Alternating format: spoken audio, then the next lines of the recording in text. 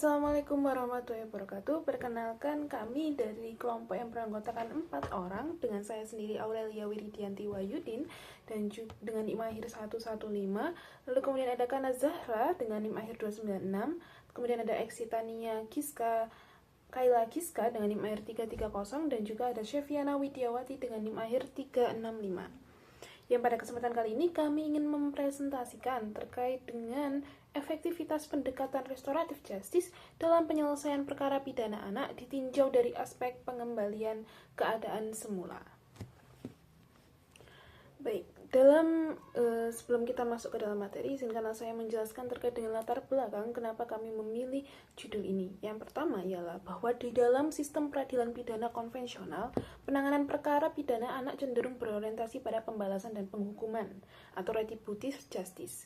Pendekatan ini mengedepankan proses formal di pengadilan yang berdampak pada perkembangan psikologi anak dan juga stigma sosial yang ada di masyarakat.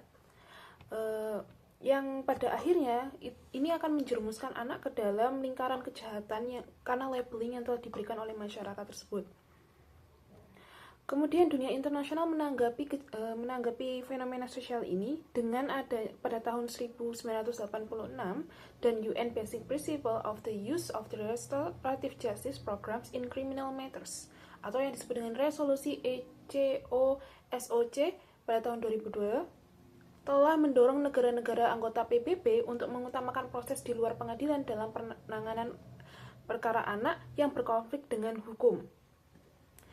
Yang kemudian setelah itu Indonesia meratifikasi prinsip internasional ini dalam Undang-Undang Nomor 11 Tahun 2012 tentang Sistem Peradilan Pidana Anak. Lalu kemudian apa sih restoratif justice ini?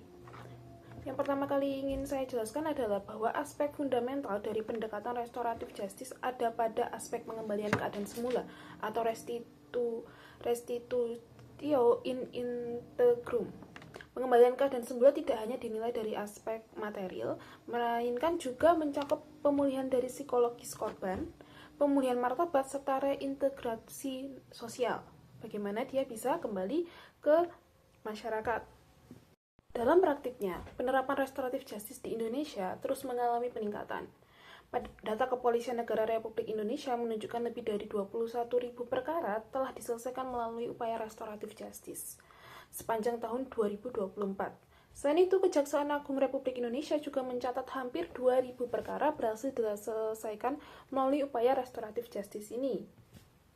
Peningkatan jumlah penyelesaian perkara tersebut belum sepenuhnya mencerminkan keberhasilan pemulihan keadaan semula. Dalam kenyataannya, proses diversi seringkali digunakan hanya untuk formalitas administrasi untuk menghentikan perkara atau menghindarkan anak dari pidana penjara. Korban tidak selalu memperoleh pemulihan yang layak, sementara anak pelaku masih menghadapi stigma sosial setelah perkara selesai. Kondisi ini menunjukkan adanya kesenjangan antara tujuan ideal dari restoratif justice dengan implementasinya di lapangan. Bertolak belakang dari problematika tersebut, maka disusun rumusan masalah yang sebagai berikut. Yang pertama adalah bagaimana efektivitas pendekatan restoratif justice dalam mengembalikan keadaan semula dalam perkara pidana anak di Indonesia. Selanjutnya, penelitian ini menggunakan metode hukum normatif dengan pendekatan perundang-undangan, khususnya pada Undang-Undang Nomor 11 Tahun 2012 tentang Sistem Peradilan Pidana Anak. Data diperoleh melalui studi kepustakaan berupa peraturan perundang-undangan, buku, jurnal, dan dokumen terkait restoratif justice dalam perkara pidana anak. Selanjutnya, data dianalisis secara deskriptif, kualitatif untuk mengetahui efektivitas restoratif justice dalam pengembalian keadaan semula bagi korban, pelaku, maupun masyarakat.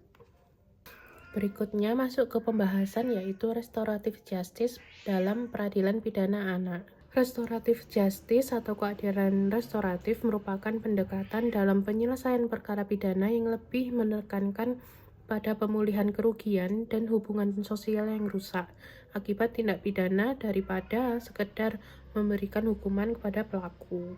Nah, prinsip utama dalam restoratif justice sendiri yaitu prinsip pemulihan keadaan semula.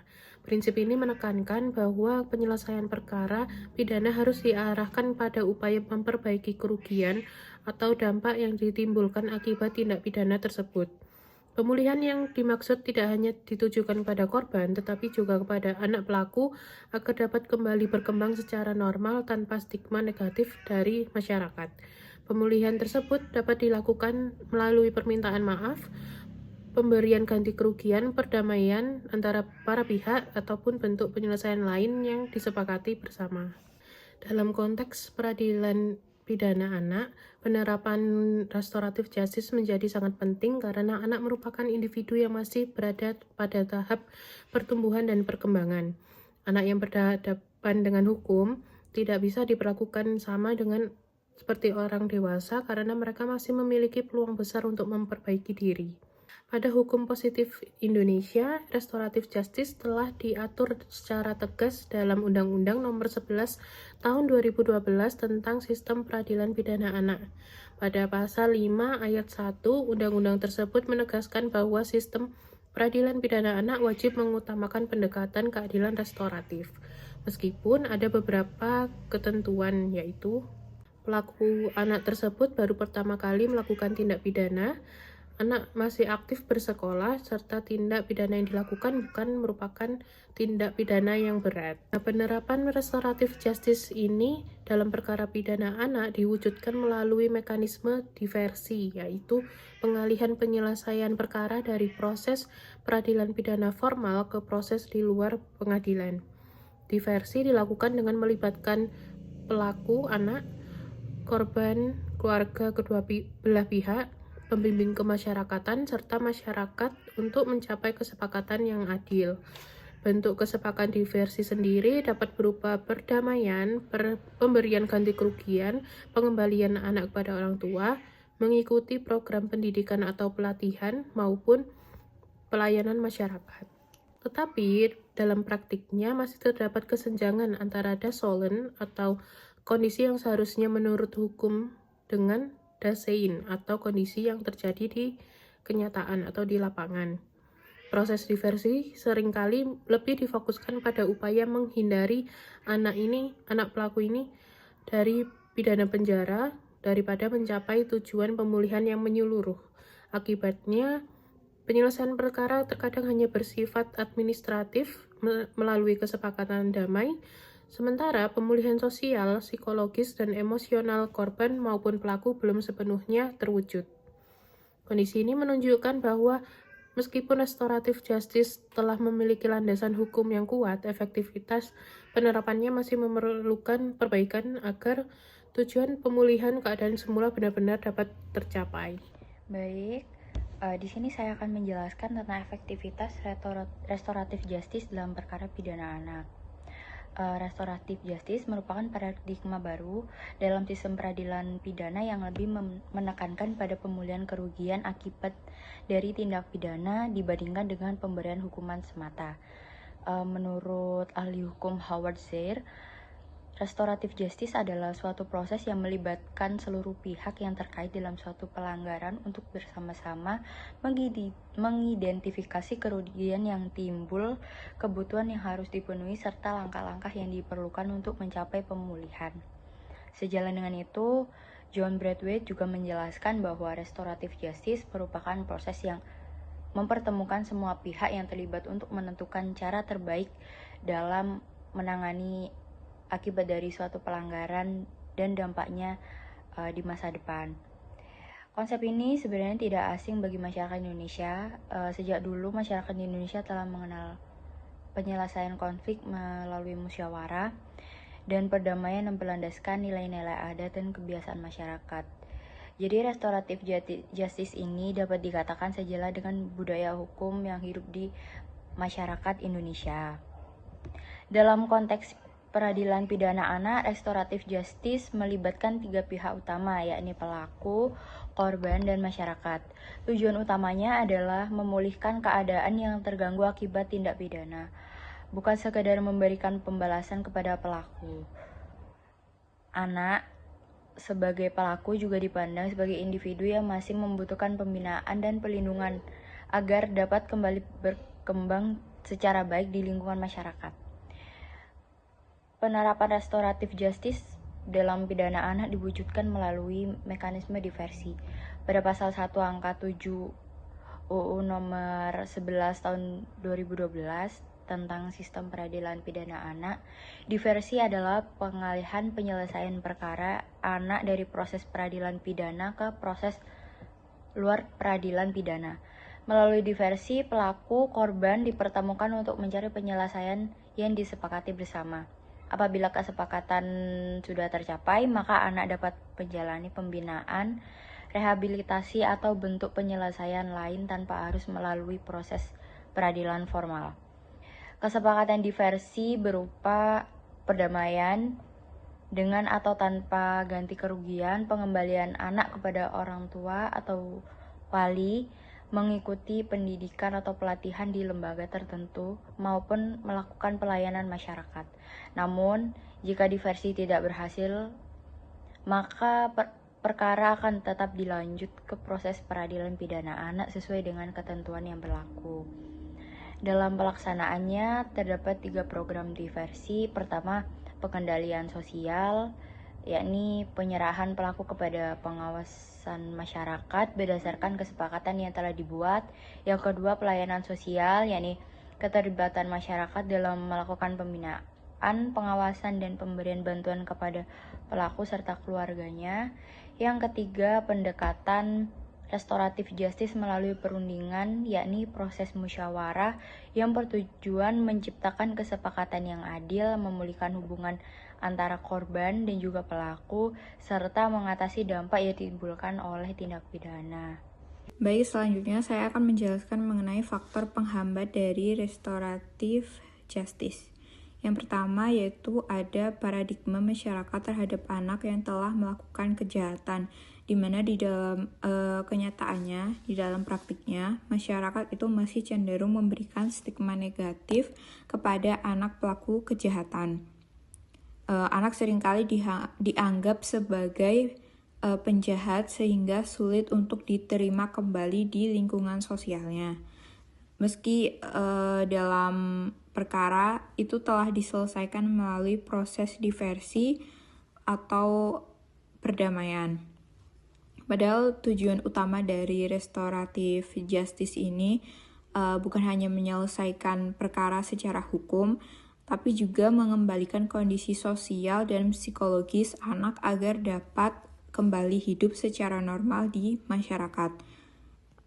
Stigma tersebut menyebabkan proses reintegrasi sosial anak menjadi tidak optimal dan justru dapat mempengaruhi perkembangan mental maupun masa depan anak. Lalu yang kedua itu ada ketimpangan posisi korban dan pelaku, yang dimana korban seringkali dipaksa menandatangani pernyataan perdamaian secara administratif.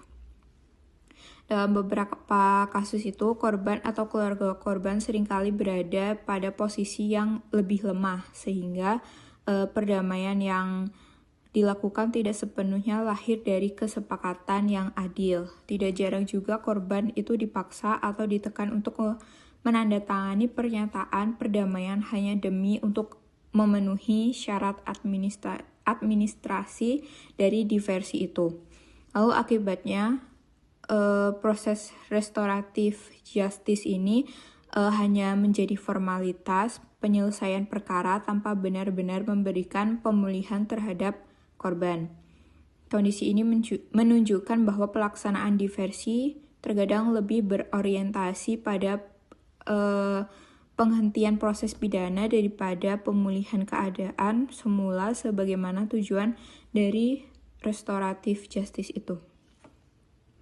Lalu yang ketiga, yaitu belum ada faktor atau standar yang menjadi indikator utama keberhasilan restoratif justice bagi anak di bawah umur.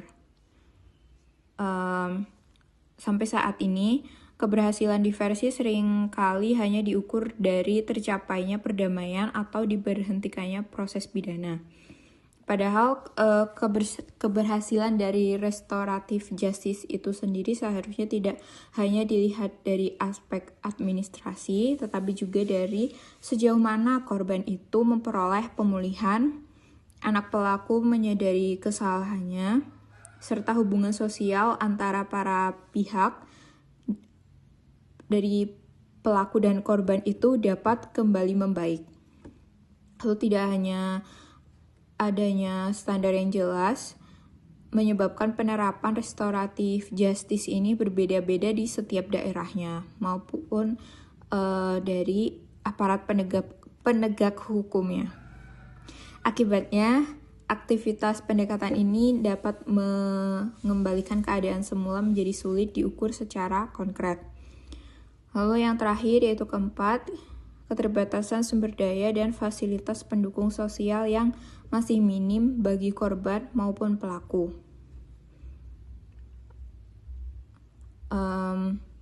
Faktor baik dalam pelaksanaan restoratif justice dibutuhkan dukungan dari pembimbing masyarakat, pekerja sosial, psikolog, mediator, serta fasilitas yang mampu mendukung proses pemulihan itu secara menyeluruh. Namun dalam kenyataannya, di dalam praktiknya itu masih banyak daerah yang memiliki keterbatasan tenaga pendamping maupun sarana rehabilitasi sosial bagi anak.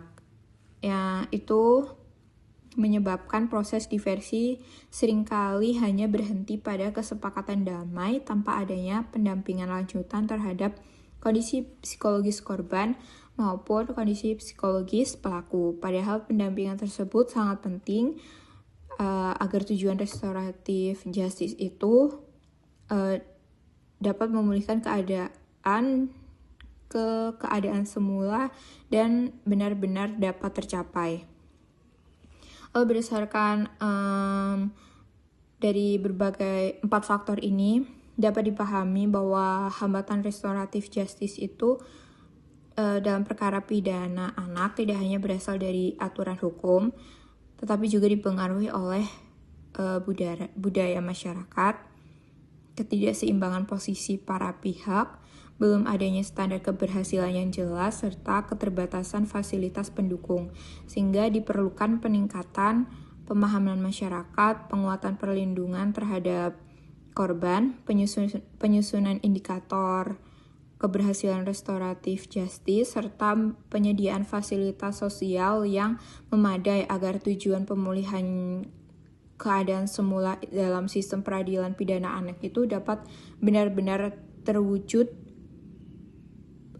secara optimal dan dapat tercapai dengan baik. Kesimpulannya adalah bahwa pendekatan restoratif justice dalam sistem peradilan pidana anak diterapkan melalui mekanisme diversi dengan tujuan utama, yakni untuk memulihkan keadaan korban, menumbuhkan tanggung jawab pelaku, serta mengembalikan hubungan sosial yang terdampak akibat tindak pidana yang dilakukan.